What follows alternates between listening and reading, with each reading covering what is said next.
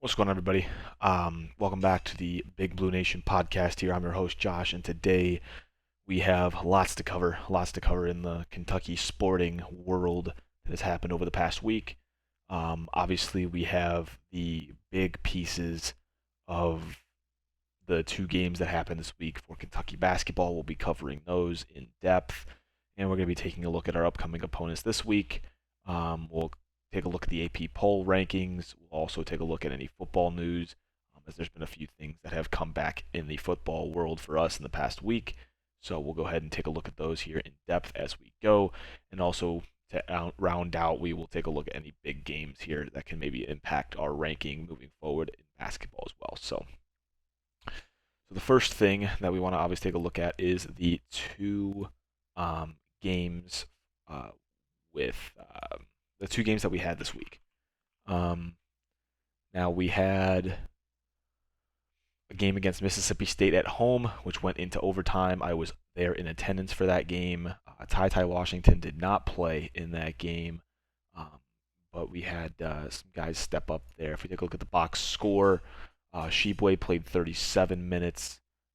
Keon Brooks played 30. Wheeler played 32. Grady played 43, and Mintz played 36. So those were your starters right there. Collins got in there for 1 minute. Bryce Hopkins played 5. Lance Ware played 8. Toppin played 15, and Dante Allen played 18. As a team, the team shot 47% from the field, 26% from three, and shot 70% at the free throw line. On the contrary, Mississippi State shot 42.9% from the field, 31.6%, which is better than us from the three, and 60.9% from the free throw line. So overall, we struggled from three in the second half. I think that was just kind of, we took our foot off the gas a little bit. And it just kind of, especially with Ty not being in there, keeps us poised, keeps us calm. He had a much bigger impact than the box score says against Kansas as well, which we'll go over here in a minute. But Sheboy had 21 points, 22 rebounds, another 20 rebound game, and a double-double for him. 12 points, 6 rebounds for Keon Brooks. He had some decent points at the end of the game, kind of stepped up, but throughout the game he was really struggling. Shot 50% from the field, but it is what it is. So, Severe Wheeler had 15 points, 6 assists in that game. Kellen Grady had 18 points, 2 assists, 2 rebounds. And then Mintz had a whopping 4 points and shot 2 for 9 from the field and 0 for 3 from 3. Not great for him, not a great game. Damian Collins didn't record any stats except for 1 minute. Jacob Toppin had 3 points and was able to rebound pretty well. Bryce Hopkins, 2 points in 5 minutes for him, 2 points for Lance Ware, but also had 4 boards there. Dante Allen had 5 points, was 1 for 5 from 3, 2 for 6 from the field, and had 3 rebounds. And he had a block, and he just kind of played. He did really well, right? Again, the box score doesn't kind of respect how well he played. That's why Cal gave him 18 minutes. But overall, in that game, obviously we had Sheboy and Toppin out after they both kind of rolled their ankles. Both played against Kansas, but Toppin was definitely a little bit limited against Kansas because of that injury. I honestly thought, and Cal also thought, that he blew his Achilles. That's what Cal said in his interview, that he thought he blew his Achilles. Thank God he didn't, because that would have really been a big hit for us, again, because he's been playing some really good basketball down the stretch lately. And I really think that he will continue to be a really solid player for us in the future, especially when March comes around, when we need some depth, when maybe Oscar gets into some foul trouble or Keon gets into some foul trouble. He can easily step in there and guard those positions. Lance Ware also played pretty well. Again, the box score doesn't reflect that. Dante Allen, same thing. Like I said, Bryce Hopkins got in there with he got a block. He got a block and got a dunk at the other end to finish off that half, the first half. Collins didn't really do much. Was only in there for 1 minute to give Sheboy a breather. Again, Keon turned the ball over 3 times. Sheboy turned the ball over 4 times. We had 17 turnovers to their 11. That really is what let them back into the game. Molinar had 30 points in that game, was 13 for 21, over 3 from 3, hit all 4 of his free throws, and they had Moore who shot 3 for 4 from three, and that was really kind of what forced that game to overtime down the stretch. But an incredible game, incredible turnout. The place was rocking. Obviously, Kellen Grady hitting those two back-to-back threes in overtime to start it off and give us pretty much and that was pretty much the dagger to Mississippi State to give us the win. Shouldn't have been that close. I know a lot of people were doubting us about Mississippi State, giving us no chance. But then obviously we absolutely mollywopped Kansas in their own building and gave Bill Self his only his 16th loss in that building, and the very contrary to him winning 256 games at home to only losing now 16 at home. So definitely not an easy place to play in, and it was packed. It was rocking. I know some people down there that go to Kansas, and oh my God, they said it was insane. They're doing the same week. They're doing the same thing already this week here. They're already camping out for Baylor upcoming this weekend, which is absolutely insane. It was crazy. They're crazy down there, man. Respect to them. They're going to be a solid team. They're going to be just fine, but they got hit in the mouth, just like one of their players, Christian Brown, said. He said they got hit in the mouth from the very beginning, and it kind of carried away from there. So that kind of covers the Mississippi State game. Game shouldn't have been that close. We had a huge double from Shibwe, and we just struggled to shoot threes in the second half, and that's kind of why that thing was so close. But we outscored them 10-2 in overtime, so that's nice. So now if we go ahead and take a look at our Kansas game here. Look at Kansas, we won obviously 80-62, won by 18. We were up by as much as I believe 23, 24. I mean, we just took off. I mean, at one point we were up. I mean, we were up 20 at halftime. I think we got up to as much as like 20, as much as like 24, 25, like I said. Obviously, their capacity was 100%. They filled the place, 16,300 people. It was a crazy game.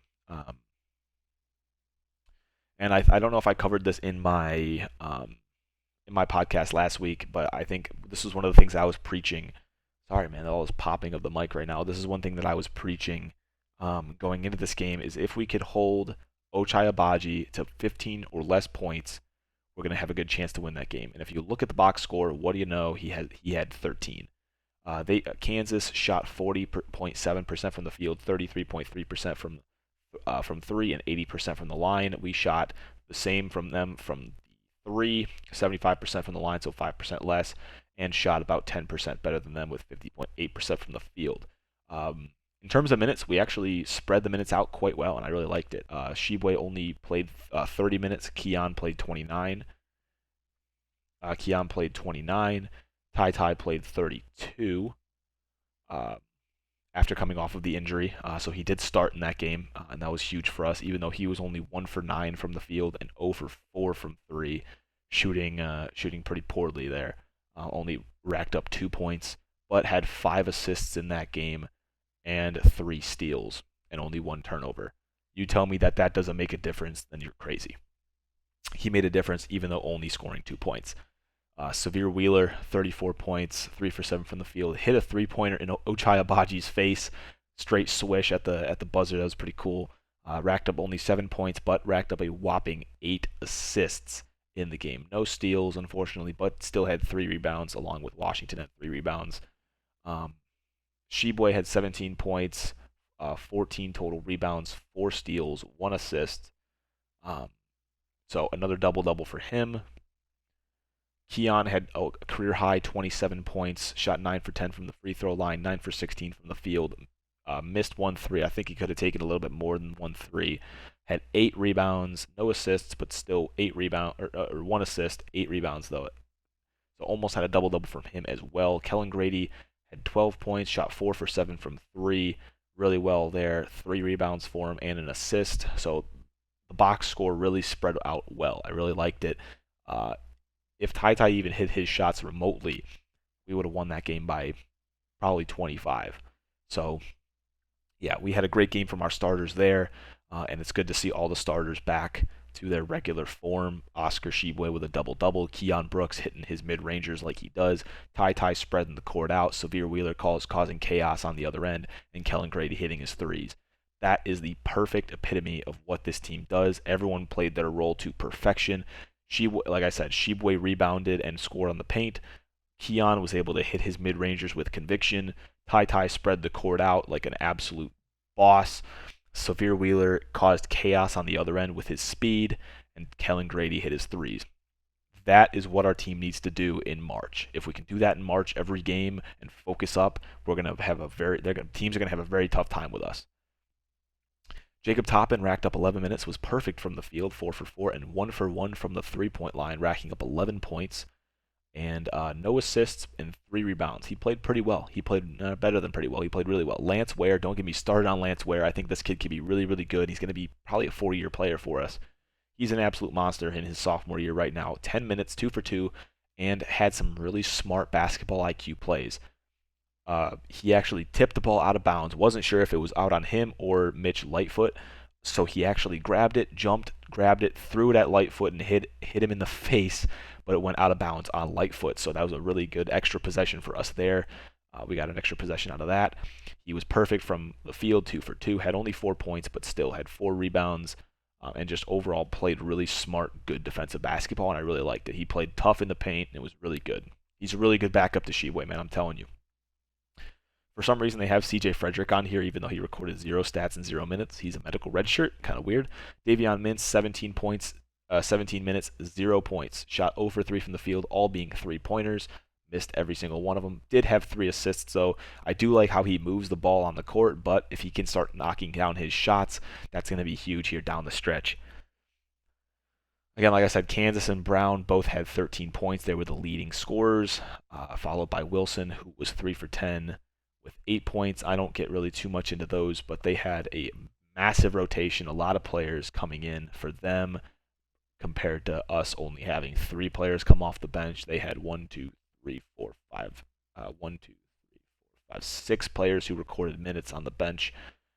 But we stopped their leading scorer, Ochai Agbaji, which I knew was going to be the key piece, right? Like I said, the key points to this game at going into it were hit our shots. We did. Cause chaos for them on defense, which Severe Wheeler did perfectly. We needed to stop Agbaji and stop him to 15 or more points and make him shoot mid-ranges, which we did. And what do you know? We won the game. So we did exactly what I wanted us to do, and I told myself that we needed to do. I don't know if I covered that in the podcast or not last week, but that's something that I've been telling my friends left and right that we needed to do, and we did it pretty much almost to complete flawlessness in this game. And it was a beautiful win in the toughest place to play in college basketball. So I'm going to stop raving about that. If you guys want to look at the stats for yourself, they're all up on ESPN.com. You can take a look at the game stats and everything like that.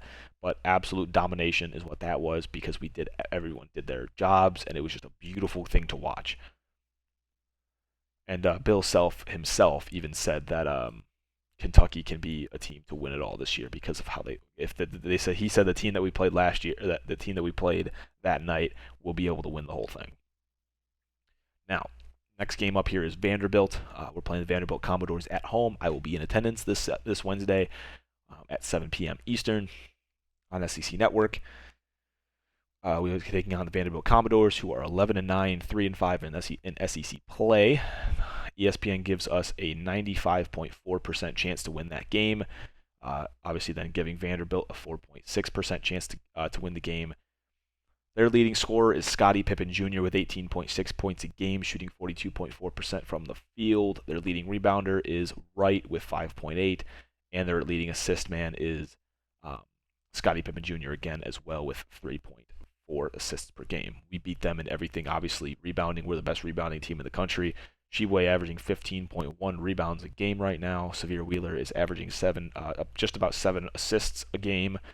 And Shibwe averaging 16.3 points a game. However, we have Tai, who's also averaging quite a lot. Probably went down a little bit after that.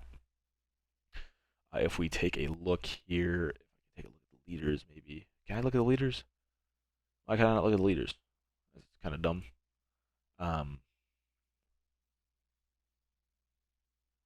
You probably take a look here. No, whatever.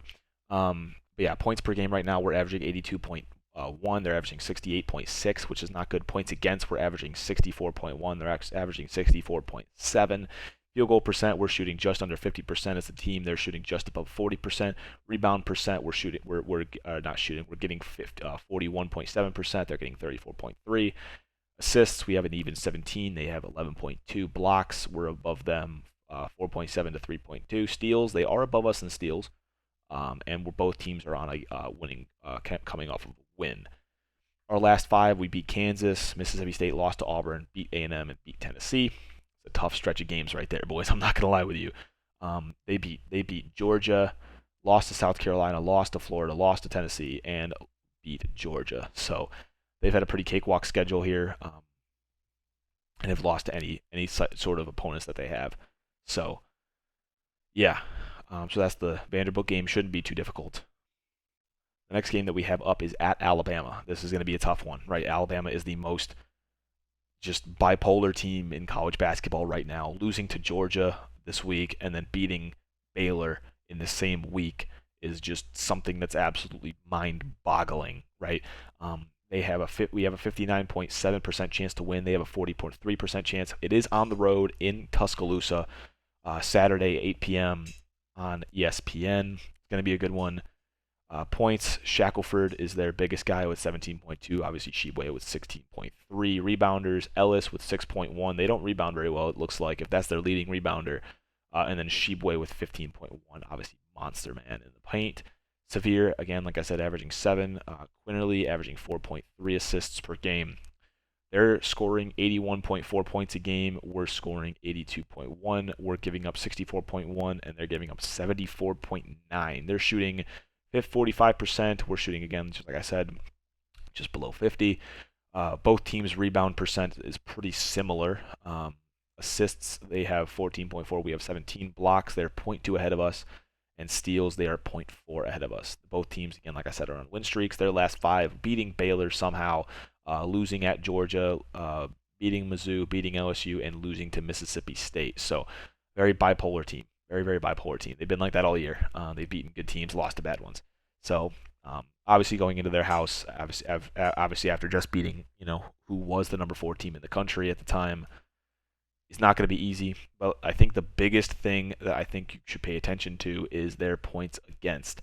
They're averaging 74.9 points against, meaning their defense ain't great. And with them only having Ellis being their leading rebounder with 6.1 boards a game, and with us starting to find our stride on the defensive and shutting down who a lot of people think is the number 1 scoring offense in the country in Kansas, and letting them only score 62 points, which honestly should have been a little less even because we just stopped trying towards the end of the game. But I mean, you take a look at that. I mean, we should be able to cut them down pretty easily. But again, we're playing in Tuscaloosa, and anything can happen on the road. But hey, we'll see what happens. It's going to be a good one. Hopefully, we can pull out the win and keep moving forward into next week, being a top 5 team. So that kind of moves me into the AP poll here. Let me go ahead and bring it up. The AP poll here for college basketball came out this afternoon. Auburn is still at number 1. Gonzaga is still at number 2. UCLA moved from 7 to 3 after dominating this weekend, after dominating Arizona, who was number 3 at the time, and they took their spot. Purdue moves up after just escaping Ohio State. And Kentucky, you know how it is. We move up to number 5 from number 12, moving up a whopping 7 spots into the top 5. I mean, I didn't expect that. I expected us to be 7 or 8, but hey, I will take it every day of the week. Houston at number 6, Arizona at number 7, Baylor at 8, Duke kind of got shafted at number 9, Kansas got, they get blown out at home. They go down to number 10, Wisconsin stays at 11, Villanova at 12, Michigan State at 13, Texas Tech moves down to 14, Providence 15, Ohio State stays at 16. Even though they lost to Purdue. UConn moves up to 17. Illinois moves up to 24 after beating Michigan State. USC moves down 4 spots to 19. Iowa State moves up 3 after almost losing to Mizzou. That's kind of odd, to number 20. Xavier stays at 21. Tennessee moves from 18 to 22 after losing to Texas. And speaking of Texas, they move into the top 25 once again at number 23. Marquette goes from 22 to 24 after losing to Providence. And LSU, after losing to TCU, almost drops out, but they are at number 25. So that's going to round out the top 25. I really agree with this top 25, except for kind of Duke getting a little shafted. I think they should be ahead of Baylor or Arizona, and they shouldn't have stayed number 9 with as many losses in the top five as there were, top 10 as there were. I don't think that they should have only stayed at number 9. I think they should have moved up at least 1 or 2 spots. They kind of got shafted, especially since they beat us. I think that they should have moved up a little higher. But hey, you know what? I'm going to take it. Kentucky's number 5 in the country now, and hopefully we can stay that way moving into next week. So now, as for Kentucky football news, Kentucky got a 4-star recruit this past week. Landed in the 2023 class. If I can find his name here. 4-star wide receiver Shamar Porter commits to the Kentucky Wildcats football program. I believe he committed to us over the likes of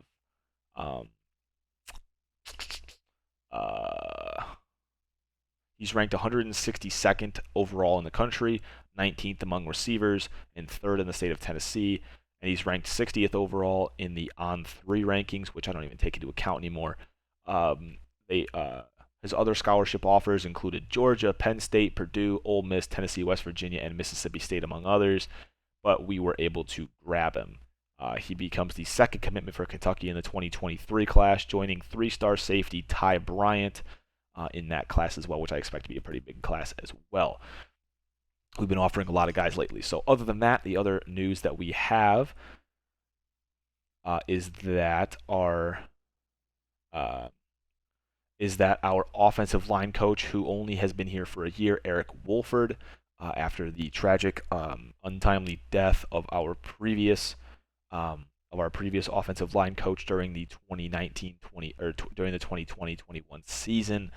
We brought on Eric Wolford in the 2021-22 campaign, but has left for the Alabama offensive line coach job, which, I mean, who can blame him? When Bama comes calling, you really don't turn that down. So I'm sure we'll be okay. A lot of people have been saying that we're going to lose some possible recruits, but I don't think that we will, especially since he's only been here for a year, right? I mean, we're just kind of historically known as a good offensive line school, so I don't think we should lose any transfers or commits because of losing a 1-year coach. Now, if Stoops left, yeah, that probably would have been a pretty big problem. But yeah, overall for Kentucky football, we are looking pretty good right now in terms of that, other than obviously losing him. So yeah, Saban again hired our offensive line coach. We get the 3-star player. Other than that, not a whole lot other for Kentucky football, unless I'm forgetting something here, which I feel like I am, which is kind of annoying me. I don't know if it was this week, but we officially signed Mike Stoops, I believe. Is his name? Is Mark Stoops' brother, obviously, as our linebacker coach. He was the defensive coordinator at Oklahoma for when Oklahoma was a really, really solid program. So I'm very confident in that.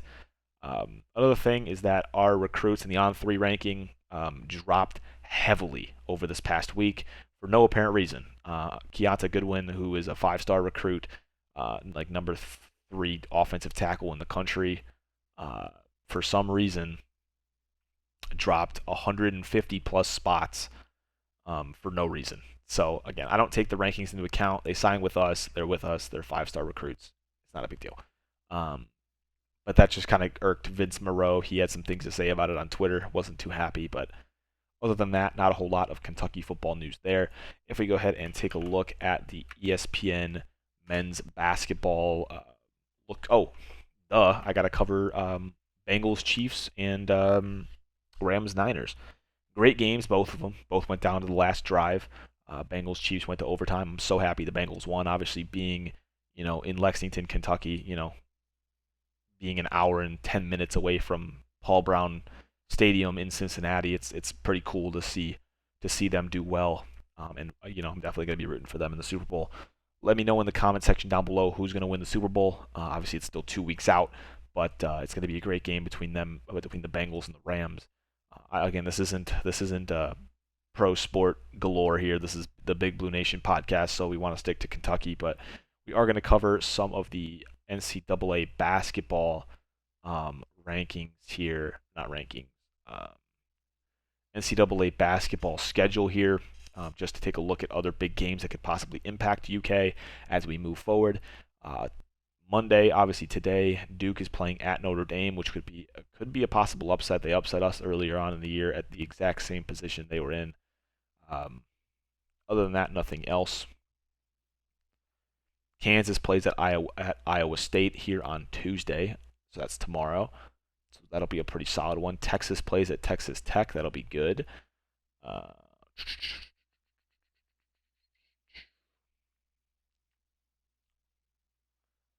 Nothing else it looks like, unless I'm missing something. Wednesday, obviously we play Vanderbilt. Doesn't look like there's anything else here. Wisconsin at Illinois, that'll be a good one, and Villanova at Marquette as well. Thursday, it doesn't look like there's any good one. UCLA plays Arizona again, so that'll be interesting. Iowa at Ohio State might be interesting as well. Keegan Murray on Iowa might be pretty good there. Nothing else there for Friday. Friday's kind of dry, or not Friday. Thursday, Friday we have UConn at Villanova at noon. Illinois at Indiana. Indiana already upset Purdue this year, so that'll be an interesting game. Auburn at Georgia, whatever. Tennessee at South Carolina, that could be an upset. Iowa State at Texas could be an interesting game there as well. Baylor and Kansas Friday night or Friday evening. That's going to be a good one on ESPN there. A lot of games here. Duke and UNC is the headliner that night. Duke is at UNC. That could be a good one as well. Penn State at Wisconsin might be decent as well there. So there's some good games on Friday night. Or this is Saturday. I'm dumb. And then the game after the Duke UNC game is our Kentucky versus Alabama game as well. So that's Saturday. Wait, what? How is it? Wait, no, that's Friday. Yeah, that's Friday. Interesting. So we have a game Tuesday. Friday's that. No, that is Saturday. ESPN was telling me that was Friday. No, it's Saturday. What in the world? I was about to say. And Sunday, normally there's one game that's good on Sunday, and it doesn't look like we had that kind of a game this week. Houston at Cincinnati might be okay, but there's no games even on ESPN on Sunday. So that rounds out this week.